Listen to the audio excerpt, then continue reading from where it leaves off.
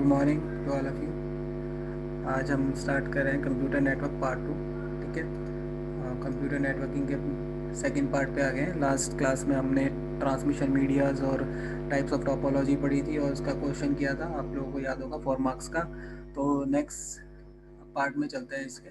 तो computer networking के concept देख लेते हैं कि जब कम्युनिकेट होता है कंप्यूटर से दूसरा कंप्यूटर या one host to another host, तो किस तरह से कम्युनिकेशन प्रोसेस स्टार्ट होती है इंटरनली। ठीक है, तो इनमें कुछ लेयर्स में हम इसको डिवाइड करते हैं अपने पूरे कम्युनिकेशन को, नेटवर्किंग पार्ट को।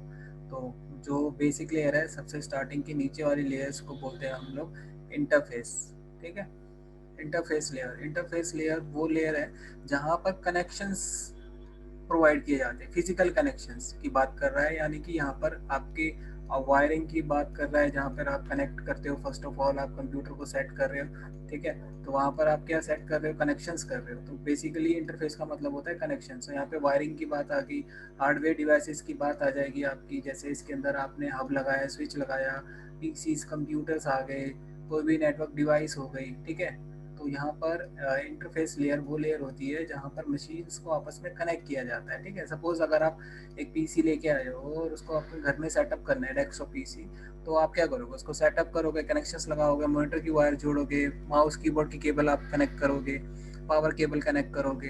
तो सेम फॉर नेटवर्क कम्युनिकेशंस के अंदर भी जब कंप्यूटर्स को आपस में कनेक्ट किया जाता है तो उसको इंटरफेस लेयर के बीच में डिवाइड किया जाता है। अब हमारे कनेक्शन सेट हो गए, सब कुछ आपस में, ये जो कंप्यूटर्स थे हमारे आपस में, सपोज ये बस टोपोलॉजी है, मैंने उसको सेट कर दिया, मैंने बस टोपोलॉजी बना दी है यहाँ पर। ठीक है, कनेक्शन सेट इस्टेब्लिश कर दिया। कनेक्शन इस्टेब्लिश करने के बाद से अब मेरा ये जो बना है, क्या बना है, नेटवर्क बना है। नेटवर्क पे पीसी आ गए मेरे, है ना। अब नेटवर्क पे पीसी आएंगे, पीसी आपस में कम्युनिकेट कब करेंगे, ये थोड़ा आपने वायर जोड़ दी और कम्युनिकेशन स्टार्ट हो गया, बिल्कुल भी नहीं। एक मशीन दूसरी मशीन से या एक डिवाइस दूसरी डिवाइस से डेटा सेंड और रिसीव तब करती है जब उसके पास कोई एड्रेस होता है। तो एड्रेस हमारे इसके अंदर होता है आईपी एड्रेस। ठीक है, इंटरनेट प्रोटोकॉल। आपको पता है जब भी आप इंटरनेट से कनेक्ट होते हो तो आपकी डिवाइस को एक आईपी एड्रेस मिल जाता है। विदाउट आईपी एड्रेस कोई भी डिवाइस किसी भी डिवाइस को, दूसरी डिवाइस को विद इन दी नेटवर्क या over the network message send और रिसीव नहीं कर सकता। तो इसलिए हमारा एक प्रोटोकॉल भी आ जाता है यहाँ पर। हर लेयर के साथ अपना अपना प्रोटोकॉल होता है। ठीक है, तो उसमें आईपी एड्रेस आ जाएगा। और इंटरफेस, जब भी आपका इंटरफेस वाले पे आ रहे हो, कनेक्टिविटी कर रहे हो, तो यहाँ पे फिजिकल एड्रेस होता है मशीन का, जिसको हम मीडिया एक्सेस कंट्रोल, मैक, मैंने बताया था कि मशीन का खुद का, हर एक कंप्यूटर का यूनिक मैक एड्रेस होता है। ऐसे ही हर एक मशीन को लॉजिकल एड्रेस असाइन करते हैं, जिसको हम आईपी एड्रेस बोलते हैं। आईपी एड्रेस असाइन होने के बाद से ये सारे पीसी अब मैसेज सेंड और रिसीव करेंगे। तो आईपी एड्रेस आपका न्यूमेरिकल फॉर्मेट में होता है। लाइक आपने देखा होगा आपके राउटर का भी एक एड्रेस होता है, देखा होगा कभी, सेटिंग खोली होगी आपने, 192.168, ये लेट कर लेते हैं, कुछ इस तरह से होता है आपका, सेपरेटेड बाय डॉट 168 पॉइंट। ठीक है, 192.168 पॉइंट। अब आपने यहाँ पे ले लिया 90.0। तो ये हमारा आईपी एड्रेस होता है। और आईपी एड्रेस की एक रेंज होती है, ध्यान रखना, वो रेंज आपकी 0 से 255 नंबर्स तक चलती है। ऐसा नहीं कि आप इसके बाहर चले जाएंगे, तो इसकी एक पर्टिकुलर रेंज होती है, इससे बाहर आईपी एड्रेस नहीं होना चाहिए। तो अगर एग्जाम में मल्टीपल चॉइस में कोई भी ऐसा आता है, फाइंड दी वैलिड इनवैलिड, तो आप ध्यान रखना है कि वो इस रेंज के बीच में होना चाहिए। जो इस रेंज को क्रॉस कर जाएगा वो इनवैलिड आईपी एड्रेस है। तो सब मशीन को ऐसा आईपी एड्रेस साइन हो जाएगा। मान लो इसको लास्ट में 0 साइन हुआ है तो इसका 1 हो जाएगा। ठीक है, बाकी डिजिट सेम रहेगी, फिर इसका 2 हो जाएगा, इसका 3 हो जाएगा। आईपी एड्रेस मशीन को आइडेंटिफाई करने के लिए भी यूज होता है। फिर हम चलते हैं, हमारा नेटवर्क बन गया, मैसेज सेंड और रिसीव होगा। अब नेटवर्क बनने के बाद कम्युनिकेशन स्टार्ट होगा, यानी कि मैं एक डिवाइस दूसरी डिवाइस को मैसेज सेंड भी कर सकता है, रिसीव भी कर सकता है। तो जो मैसेज आएगा जाएगा वो कौन सी लेयर पे जाएगा, उस लेयर को हम ट्रांसपोर्ट लेयर बोलते हैं। ट्रांसपोर्ट का ही मतलब ये होता है कि आना जाना, एक ऐसा प्लेटफॉर्म जहाँ पर आप अपनी इंफॉर्मेशन को, डेटा को कैरी करके ला भी रहे हो और ले जा भी रहे हो। ठीक है, वो हमारा ट्रांसपोर्ट मीडिया कहलाता है, ट्रांसपोर्ट लेयर कहलाती है। इस लेयर पे हमारे दो प्रोटोकॉल काम करते हैं। TCP, transmission control protocol, TCP, that is transmission control protocol. UDP, अब यूडीपी क्या है, user user user datagram protocol, user datagram protocol. तो आप यूजर के डेटा को टीसीपी लेके जा रहा है। तो it is the backbone of the internet TCP IP. तो दो प्रोटोकॉल जब तक नहीं होंगे आपके पास तब तक आप कम्युनिकेट नहीं कर सकते हो। तो ये मैंडेटरी प्रोटोकॉल है आईपी टीसीपी आईपी, बहुत ज़रूरी है। कनेक्शन इस्टेब्लिश होएगा आईपी के थ्रू, डेटा सेंड और रिसीव होगा टीसीपी के थ्रू, तो इसलिए इसका नाम ट्रांसमिशन कंट्रोल प्रोटोकॉल है। तो यूज़र की इंफॉर्मेशन को लाना ले जाना जो भी आप भेज रहे हो वो टीसीपी ट्रांसपोर्ट लेयर करती है। आफ्टर दैट हम आते हैं एप्लीकेशन लेयर। एप्लीकेशन लेयर क्या होता है? सपोज मान लो आपने अपना कंप्यूटर ओपन किया, ठीक है, ओपन कर रहा आपने सिस्टम, तो ब्राउज़र खोलते हो, ब्राउज़र पे आप डालते हो google.com या कोई भी आप चीज़ ओपन करते हो, तो आपने देखा होगा कि उसमें आपके पास कुछ इस तरह से HTTP ऐसा कुछ अपने आप से आ जाता है, या आप डाउनलोड वगैरह कुछ कर रहे हो तो देखा होगा FTP भी लिखा हुआ जाता है कई जगह, ठीक है। अगर आपने ये भी नहीं है तो आपने ये ज़रूर देखा होगा जब आप अपनी जीमेल वगैरह या कोई भी मेल आईडी खोलते हो तो यहाँ पे ऐसे कुछ लिखा होता है HTTPS, है ना, लाइक दिस HTTPS। तो एग्जाम में भी कई बार एस के बारे में आ जाता है कि सिक्योर, एस मीन सिक्योर। तो जहाँ पर आप कोई वेबसाइट खोलते हो लॉगिन क्रेडेंशियल वाली, वहाँ पर आपने देखा होगा एक लॉक सिंबल बना हुआ होता है, इस तरह से कुछ लॉक दिखेगा, यानी कि वो वेबसाइट हमारी सेफ है, ठीक है। तो हमारी HTTPS होती है सिक्योर प्रोटोकॉल, जिसमें यूज़र आईडी लॉगिन पासवर्ड होता है, और एक होती है HTTP होती है अनसिक्योर, मतलब यहाँ पर आपको कोई क्रेडेंशियल की जरूरत नहीं होती, आप सिंपली लॉगिन कर सकते हो, एक्सेस कर सकते हो, बट यहाँ पर जो सिक्योरिटी इशूज़ हैं वो बढ़ सकते हैं। FTP हो गया फाइल को डाउनलोड अपलोड करने के लिए, जब आप डाउनलोडिंग अपलोडिंग करते हो तो यहाँ पर आपका FTP यूज़ होता है, ठीक है। तो ये चीज़ आ गई है। अगर मैं एप्लीकेशन की बात करूँ तो आपको जैसा पता है एप्लीकेशन सॉफ्टवेयर, यानी कि एप्लीकेशन सॉफ्टवेयर, इसके अंदर प्रोटोकॉल्स कौन से हो गए मैंने लिख दिया है, HTTP FTP SMTP, simple mail आप भेज रहे हो, DHCP, अब आप वेबसाइट खोल रहे हो, डायनेमिक होस्ट कंट्रोल प्रोटोकॉल, है ना, पिंग पिंग मैंने बताया था, नेटवर्क कनेक्टिविटी चेक कर रहे हैं हम, कोई पर्टिकुलर पीसी से कनेक्ट हो पा रहे हैं या नहीं हो पा रहे हैं। तो इसमें एप्लीकेशंस भी आ जाती हैं, जैसे गूगल क्रोम आ गया, इंटरनेट एक्सप्लोरर आ गया, आपका MS वर्ड आ गया, PDF फाइल हो गई, PDF फाइल PDF फॉर्मेट में खुलती है। तो इसमें एप्लीकेशन सॉफ्टवेयर वो जिसमें आप काम कर रहे हैं, तो यूज़र किसके साथ इंटरेक्ट करता है? एप्लीकेशन लेयर के साथ। बाकी उसको कोई लेना देना नहीं है कि कैसे डेटा आ रहा है कैसे जा रहा है, उसको कोई मतलब नहीं होता। तो ये सारा प्लेटफॉर्म आप कोई भी डिवाइस खोलोगे, कोई भी मशीन खोलोगे, सब में कॉमन होता है, तो इसलिए हमें इसको पढ़ना ज़रूरी था, ठीक है। नेक्स्ट पे अब हम चलते हैं, टर्म्स हैं कुछ छोटे छोटे, एम्पलीट्यूड एंड फ्रीक्वेंसीज क्या होता है, मॉड्यूलेशन क्या होता है, ये देख लेते हैं। मॉड्यूलेशन बोल रहा है it is the process of changing the characteristics of the carrier wave. Carrier wave मतलब मान लो कि ये जो लेयर है, ये मेरी वायर है, इसको कैरियर बोलते हैं, कम्युनिकेशन मीडिया बोलते हैं, वायर भी हो सकता है वायरलेस भी हो सकता है। Carrier wave by super imposing the message signal on a high frequency signal, मतलब आपके मैसेज को एक कैरियर पे ऐसे इस तरह से कुछ वेव में भेजे जाता है, कितनी फास्ट चल रहा है वो सिग्नल, इसको हम बोलते हैं आपका कैरियर। और ये जो चल रही है वेव है, ये आपकी फ्रिक्वेंसीज है, यानी कि सिग्नल है, ये एनालॉग में भी चल रहा है, कई बार डिजिटल में भी चलता है। तो मशीन टू मशीन जब हम डेटा कम्युनिकेट करते हैं तो वो डिजिटल सिग्नल होता है, वो आपका 0101 की फॉर्मेट में कुछ इस तरह से चलता है, हाई लो ऐसे चलता है वो, ठीक है। ये सिग्नल चल रहे हैं, ये आपकी फ्रिक्वेंसी है कैरियर पे, आपको यहाँ पे 1 होता है और नीचे की तरफ 0 होता है, ये 1 है आपका, और ये सिग्नल वापस नीचे आया 0 1, ऐसे ये हाई लो ये नंबर ऑफ फ्रिक्वेंसीज है। तो ये वाला आपका एनालॉग सिग्नल है, और ये जो मैंने बनाया है डिजिटल है,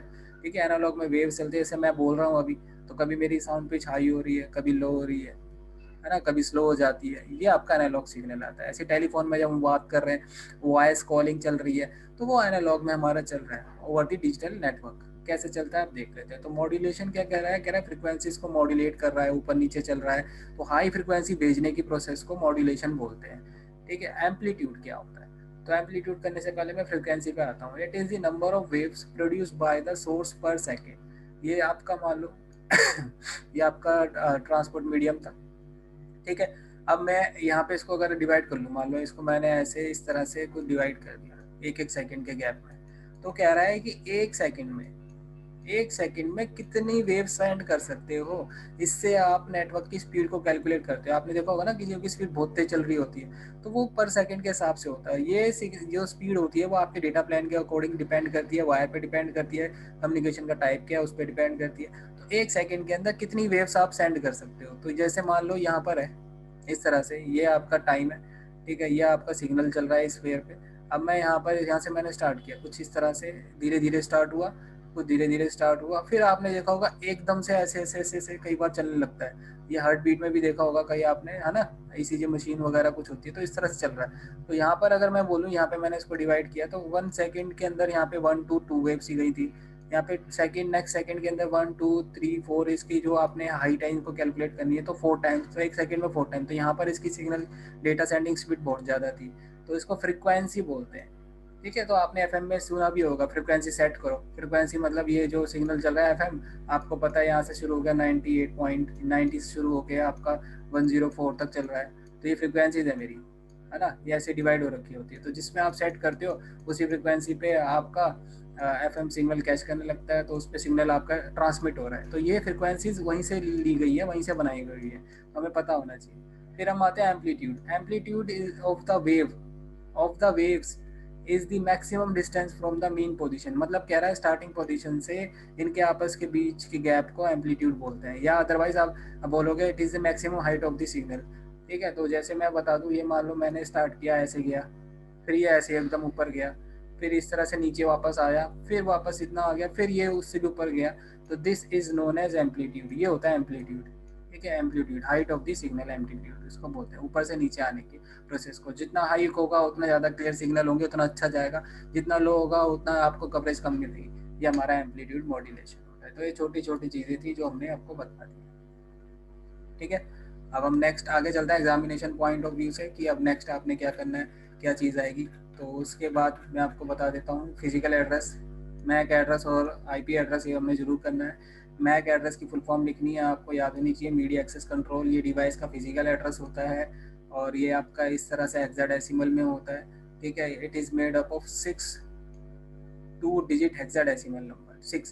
6 मतलब मान लो एक ग्रुप है 1 का, 2 3 4 5 6 का ग्रुप होता है, और आईपी एड्रेस 4 का होता है, 4 का ग्रुप होता है आईपी एड्रेस। ठीक है, तो ये 6 के पेयर बनाए हैं, 2 2 डिजिट के नंबर, ऐसे 0 0 1 बी। तो अल्फा न्यूमेरिक के केस में चलेगा, आप कुछ भी लगेंगे, फिर आप लिखेंगे it is separated by the colon. ये सिंपल सी डेफिनेशन है, आप इसको एग्जांपल को याद कर लो, कोई भी डिजिट लिख के आ सकते हो, कोई दिक्कत नहीं है, लेकिन अल्फा न्यूमेरिक जरूर दे देना। ठीक है, सेपरेटेड बाय कॉमा। तो आप बोलोगे it is the physical address, it is the 6 2 digit hexadecimal number. ये हेक्साडेसिमल नंबर फॉर्मेट में, हेक्साडेसिमल का मतलब अल्फा न्यूमेरिक होता है, ये आपको पता ही है। ठीक है, तो ये चीज़ आ गई, आप इसका एग्जांपल दो, दैट्स इट, खत्म। और ये कौन देता है, मैन्युफैक्चरर। जैसे मान लो आपने देखा होगा ना, रियल टेक का आपका साउंड ड्राइवर होता है, इंटेल का सीपीयू होता है, ऐसे ही इंटेल का भी वाईफाई ड्राइवर होता है। ऐसे ही आपके ये कंपनी मैन्युफैक्चरर, जो कंपनी का आपने कंप्यूटर्स लिया है, उसी कंपनी का आपका ये नेटवर्क अडेप्टर कार्ड भी होता है, आप देख सकते हो। ठीक है, तो हर मैन्युफैक्चरर अपना अपना सेट करता है। अगर आप वाईफाई डिवाइस लेते हो, राउटर का अपना खुद का भी मैक एड्रेस होता है, आप देख सकते हो, उसके पीछे होता है।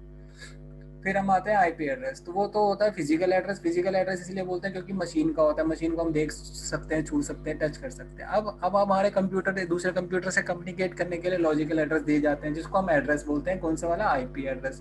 तो IP is the internet protocol. ठीक है, it is the logical address, और मैक आपका फिजिकल एड्रेस है। एग्जांपल ऐसे दे दो, it is separated by dots, और MAC physic is separated by colon. ठीक है, it has 4 parts, it has 6 part, 1 2 3 4 5 6। ठीक है, और मैंने इसकी रेंज बताई थी, it has the range 0 to 255 की रेंज के बीच में होता है। इस तरह से आपने चलना है। ठीक है, ये आप कौन सी क्या है, आईपी एड्रेस। इतना सिंपल सोवर मैं आपको बता रहा हूँ चिट। बस अगर आप ये वीडियो जो मैं आपको दे रहा हूँ, अगर आप ये सुन लोगे एग्जाम टाइम पे भी, फाइनल के टाइम पे भी, आपको इजीली सब कुछ याद हो जाएगा। ठीक है, क्योंकि देखा और सुना बहुत ज़्यादा जल्दी इम्पैक्ट पड़ता है, और जब हम उसी चीज़ को पढ़ने बैठते हो तो फिर भूल जाते हैं, फिर पढ़ते हैं फिर भूल जाते हैं। ये क्या है ना, आपने तो उसकी जब मर्जी रिकॉर्डिंग सुन ले, तो इतना बेनिफिट है इसका टेक्नोलॉजी का कि बहुत ज़्यादा है। तो इट इज़ इफेक्टिव कम्युनिकेशन और effective teaching technology. Done.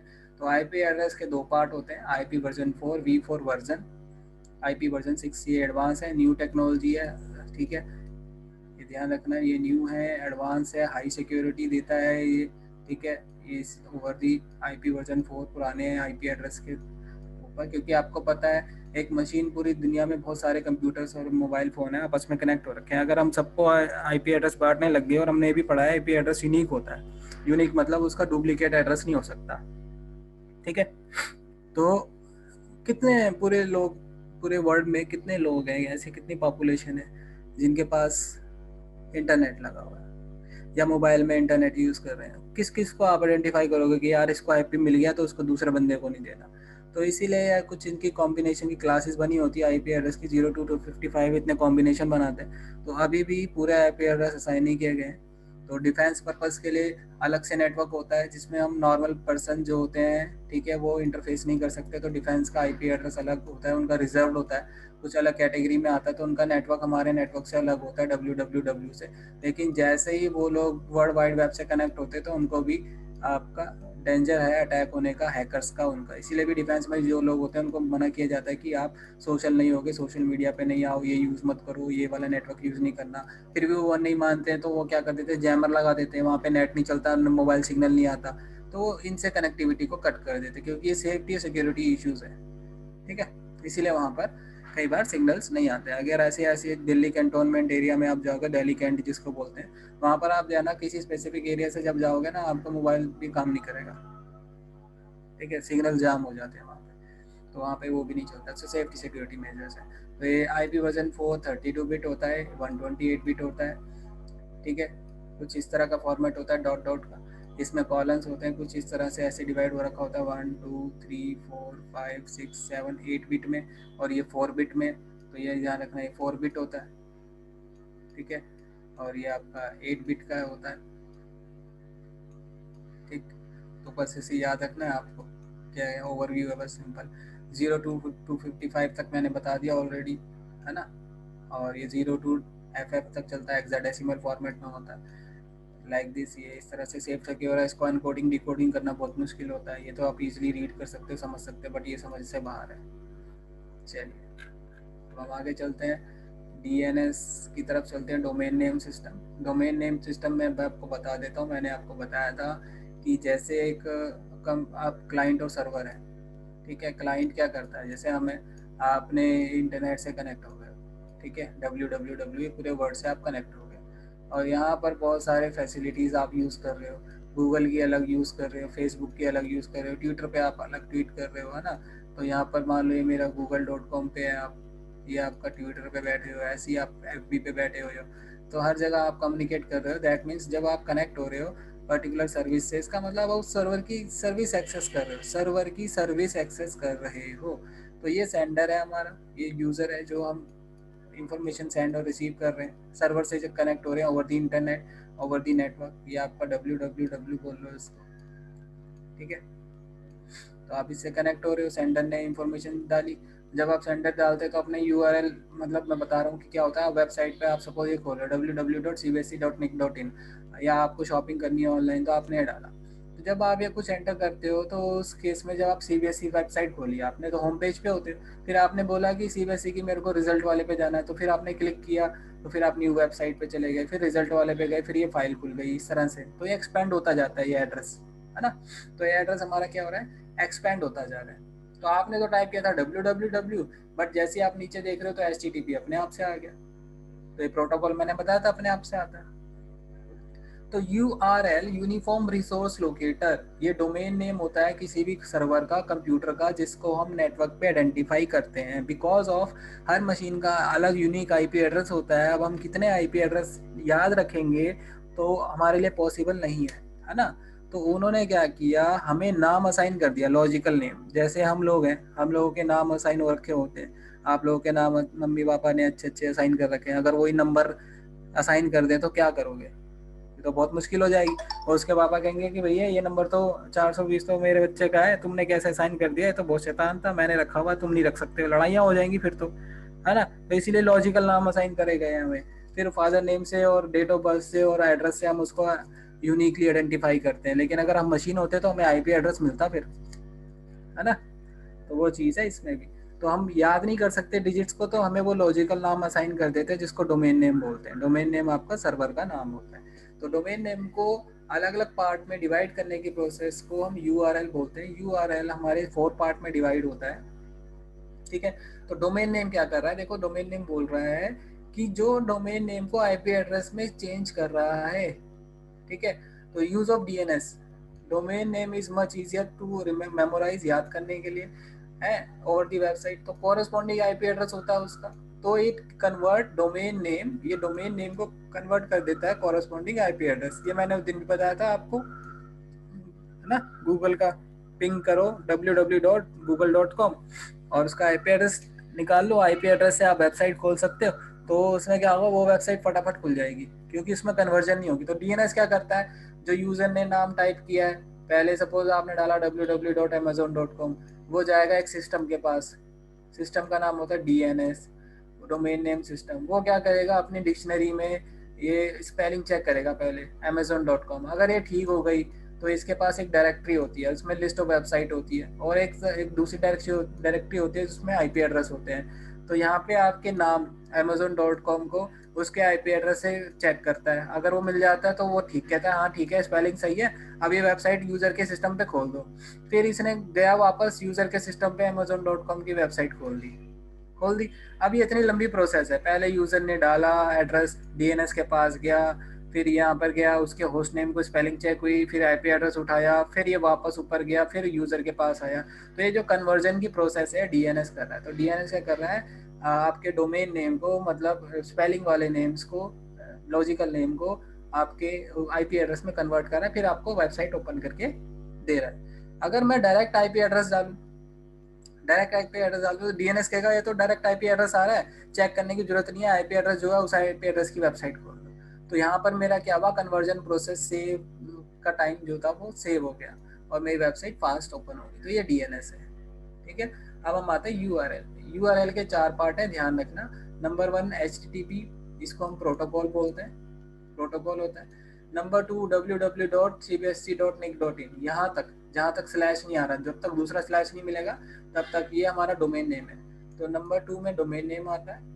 Number 3 में आपने क्लिक किया रिजल्ट या न्यू वेबसाइट, तो इसको फोल्डर बोलते हैं या डिक्शनरी या डायरेक्टरी बोलते हैं, तो डायरेक्टरी होता है, ठीक है। नंबर 3 में डायरेक्टरी यानी फोल्डर का नाम। अब उस फोल्डर के अंदर कौन सी फाइल है वो उसको खोलेगा। तो लास्ट वाला ये जो है बच्चे, आपका फाइल नेम है, ठीक है। तो 4 पार्ट में इसको याद रखना है। तो ये फाइल है हमारी, जिस फाइल को हमने, या पेज का नाम, जिस पेज को आप लास्ट में एक्सेस कर रहे हैं, जैसे फेसबुक पे प्रोफाइल पे जाते हो, इमेजेस पे जाते हो, वो स्लैश बनता हुआ आ जाता है, आप देख सकते हो। तो पहला हो गया HTTP, ये प्रोटोकॉल होगा। दूसरा www.cbsc.nic.in, जब तक स्लैश, दूसरा स्लैश नहीं आता तो ये डोमेन नेम है। जैसे एक स्लैश के बाद आप आते हो, ये थर्ड वाला पोर्शन हमारा क्या है, डायरेक्टरी है। डायरेक्टरी मतलब फोल्डर का नाम है जिसके अंदर वो पर्टिकुलर फाइल सेव है, दैट्स इट, क्लियर।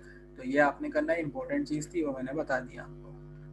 अब हम चलेंगे कुछ नेटवर्किंग टूल्स के थ्रू। नेटवर्किंग टूल्स वो होते हैं जिसके थ्रू आप नेटवर्क में ट्रबल शूटिंग कर सकते हो, चेक कर सकते हो कि कनेक्टिविटी आ रही है नहीं आ रही, किसी के बारे में इंफॉर्मेशन ले सकते हो, मेरा सर्विस प्रोवाइडर कौन है, मेरी स्पीड कितनी तेज़ आ रही है कितनी नहीं आ रही। ये 100% 1 नंबर का 1 मार्क्स का आएगा, आपका फिलिंग दी ब्लैंक्स में आएगा, मैं बता रहा हूँ इनमें से, ठीक है। 1+1 2 मार्क्स का है, इसमें से फिल इन दी ब्लैंक्स का आएगा ही आएगा, आपका फिलअप का मैं बता देता हूँ आपको। तो पहला है पिंग कमांड। पिंग कमांड आपकी नेटवर्क कनेक्टिविटी कमांड होती है। आप लिखो पिंग स्पेस www.google.com, या आप सिंपल आप कमांड प्रॉम्प्ट पे कर सकते हो। CMD खोलना है, अपने सिस्टम पे जाना, टाइप करना CMD, ठीक है। उसको ओपन कर लेना अपना आप उस पर, और देखिए अब मैं यहाँ पे दिखा भी देता हूँ। पिंग कमांड हम चला रहे हैं, अगर आपका इंटरनेट लगा हुआ है तो चल जाएगी कमांड, नहीं तो अपने आप को भी चेक कर सकते हैं www.google.com। तो पिंग कमांड रिप्लाई फ्रॉम आ गया, यहाँ पर आप देख ही रहे होगे, रिप्लाई फ्रॉम आ गया, इतने नंबर ऑफ बाइट्स आपको रिसीव हो रही है आपको बता देगा, ठीक है। उसका IP एड्रेस आपको दिख रहा है लास्ट में 172.217.167.36, आप इससे भी वेबसाइट खोल सकते हो। डन। ऐसे ही आपका आता है trace route. Trace route network path signal tracks take from your computer to the destination computer, मतलब आपके कंप्यूटर से दूसरे कंप्यूटर तक मेरे कहाँ से कनेक्ट हो रहे हैं वो ट्रेस रूट बता रहा है। It is a utility to view the number of hops and response time to get the remote system और दी वेबसाइट, ठीक है। तो ये कई बार क्या होता है आपका, ये आपकी नेटवर्किंग कमांड्स होती है तो नॉर्मल सिस्टम पे नहीं रन होती है, सर्वर पे रन होती है, ध्यान रखना। ऐसा नहीं कि आप सारी चला दो, ठीक है। तो भी चला के देख लेते हैं, जो रन हो जाएगी, ऐसा नहीं है कि आपके लोकल सिस्टम पे सब चल जाएगा। तो इसमें नहीं चल रहा क्योंकि देखो trace route command is not recognize. जब ऐसा कुछ आ जाता है तो मेरा सिस्टम पे ये सपोर्ट नहीं करेगा क्योंकि मेरा नेटवर्किंग ये नई सिस्टम नहीं है। एनएस लुकअप भी ऐसे होता है, डीएनएस के बारे में, डोमेन नेम सिस्टम के बारे में सारी इंफॉर्मेशन दे देता है। तो NS lookup command is display the name and IP address of the domain name, मतलब आईपी एड्रेस डोमेन नेम दोनों दे देता है जो पिंग कमांड से भी आप चला रहे हो। ठीक है, आईपी कंफिग, ये आईपी कंफिग आपके सिस्टम पे चल जाएगी। आप अपने खुद के नेटवर्क के बारे में इंफॉर्मेशन लगा सकते हो कि आप कौन से नेटवर्क से कनेक्टेड हो। ठीक है, तो आईपी कंफिग चलाओ, यहाँ पर आईपी कंफिग स्लैश ऑल भी चला सकते हो। आईपी कंफिग चलाया, ये डीएनएस वीएनएस बता रहा है, आप बोलोगे पता नहीं क्या आ रहा है, तो इसमें आपके physical address, MAC address, IP address, domain name, gateway सब आ जाएगा। तो आपके नेटवर्क की इंफॉर्मेशन दे रहा है, ये जैसे आप देख रहे हो ये दे रहा है ना आईपी एड्रेस, ये कुछ ऐसा ये चीज़ें आ रही है यहाँ पे, तो ये देख सकते हो। आईपी वर्जन 6 भी दिखा रहे थे, देखो आईपी वर्जन 6 बताया था ना कुछ इस तरह से होता है, तो वो चीज़ दिखा देगा आपको। फिर आते हैं हु इज मतलब जैसे का नाम से कि ये कौन है, इसका डोमेन नेम किसका है। जैसे the command that is used to get the some information on a specific domain name such as who register it। मतलब मान लो आपको किसी ने मैसेज किया, ईमेल भेजा और आप जानना चाहते हो भैया ये किसने भेजा है, किसका नेटवर्क प्रोवाइडर कौन था, तो आप वहाँ पे जाके उसका आईपी एड्रेस निकालो और गूगल पे जाओ, हु इज़ कर दो, हु इज़ स्पेस उसका आईपी एड्रेस डाल दो, बता देगा एयरटेल का था, वोडाफोन का था, कौन सा सर्विस प्रोवाइडर है, कहाँ से इसने मैसेज भेजा। तो हु इज़ बहुत ज़रूरी कमांड होती है, कई बार ट्रेस कर सकते हो। और स्पीड टेस्ट करने के लिए कौन सा होता है आपका पास, स्पीड टेस्ट यूटिलिटी। तो आप ये गूगल पे जाके भी चला सकते हैं कमांड, स्पीड टेस्ट कमांड है to check the network connectivity, जैसे। ठीक है, दूसरा आता है नेट स्टेट। नेट स्टेट का मतलब है स्टेटस, नेटवर्क स्टेटिस्टिक्स दिखा देगा आपके सिस्टम पे कितनी इंफॉर्मेशन नेटवर्क पे मेरा आ रहा है जा रहा है, तो वो सारी चीज़ें नेट स्टेटस दिखा देता है आपको। ठीक है, नेट स्टेट दिखा रहा है, देखो मैं प्रोटोकॉल मैं कहाँ से स्टैब्लिश हूँ, मेरे कनेक्शन लोकल एड्रेस क्या है, फिजिकल एड्रेस, मेरे सारा कुछ दिखा रहा है, कब कब कौन सी वेबसाइट खोली थी, किस किस से मैं जुड़ा था, मैं अपने प्रोफेशनल पीसी से कनेक्शन मेरा स्टैब्लिश हो रहा है, मेरा नेटवर्क है, मेरे पीसी से कनेक्शन है हो रखा है, जो मैंने वेबसाइट खोली ओपन क्लोज करी है वो सब बता रहा है यहाँ पे। ठीक है, ट्रांसमिशन कंट्रोल प्रोटोकॉल भी दिखा रहा है, नेटवर्क स्टेटिस्टिक्स दिखाता है। डन। अब ये आपने फुल फॉर्म्स याद करनी है जो मैं बता रहा हूँ, HTTP hypertext transfer protocol, file transfer protocol, POP post office protocol, internet message SS protocol, इसकी डिस्क्रिप्शन आप पढ़ लोगे आपको समझ में आ ही जाएगी। SMTP सिंपल मेल ट्रांसफर को प्रोटोकॉल, जब भी हम ईमेल वगैरह सेंड रिसीव करते हैं तो SMTP प्रोटोकॉल यूज़ होता है, ध्यान रखना। और इनके पोर्ट नंबर होते हैं अपने अपने। Voice over internet protocol most important है, ये आएगा, आएगा मतलब आएगा, बोल दिया तो आएगा।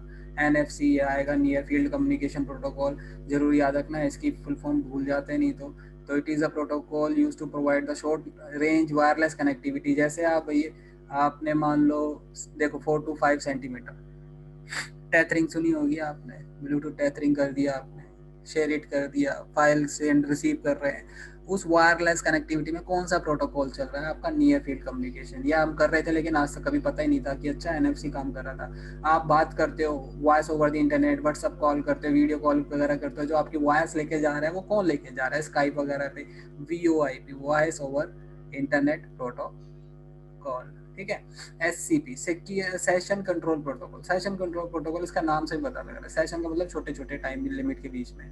तो securely transfer computer file between local host and remote host, between 2 और मोर रिमोट होस्ट। मतलब आप अपने घर बैठे बैठे जब मैं आपको अपनी फाइल सेंड कर शेयर कर रहा हूँ ओवर दी नेटवर्क, ठीक है, तो उसको सेशन कंट्रोल प्रोटोकॉल बोलते हैं। जैसे आप लोग जूम के थ्रू कनेक्ट हो गए हैं तो फॉर द टाइमिंग जो भी हमारा काम चल रहा है उसमें वॉइस ओवर प्रोटोकॉल भी जा रहे हैं, सेशन कंट्रोल प्रोटोकॉल भी जा रहे हैं, है ना। और सिक्योर सेल प्रोटोकॉल, सिक्योर देखो secure, it is a cryptographic network protocol for operating network services securely over an unsecure network. जब आपको लगता है कि भाई हम इंटरनेट से कनेक्ट हो गए हैं और हमारा काम कोई भी हमें अटैक कर सकता है, तो उससे बचने के लिए हमारा SSH आता है, एक शेल होता है, ये लाइनक्स वगैरह पे यूज़ होते हैं मोस्टली। ठीक है, SSH तो वहाँ पर ये यूज़ होता है, विंडोज़ में तो ज़्यादा सिक्योरिटी नहीं होती है।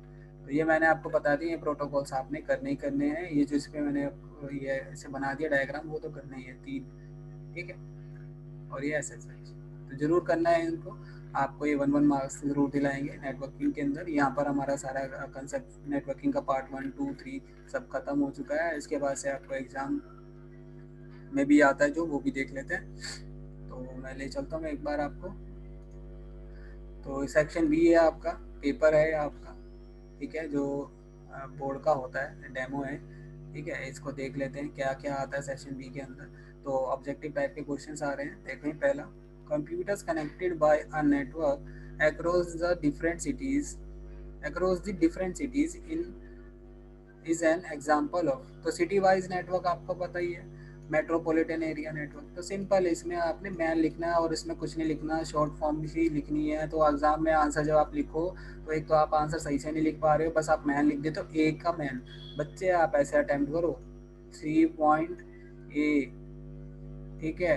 फिर उसका आंसर क्या है, ऐसे ऐसे इसको अंडरलाइन करके ऐसे लिख के आओ कि भैया आप फिलअप कर रहे हो, तो उसको चेक करने वालों को भी ईजी होता है, अच्छा मैन है। ऐसे लिख देते हो, 3 लिख देते हो, पता ही नहीं लगता, ठीक है। Dash is a network tool. देखो नेटवर्किंग टूल आ गए।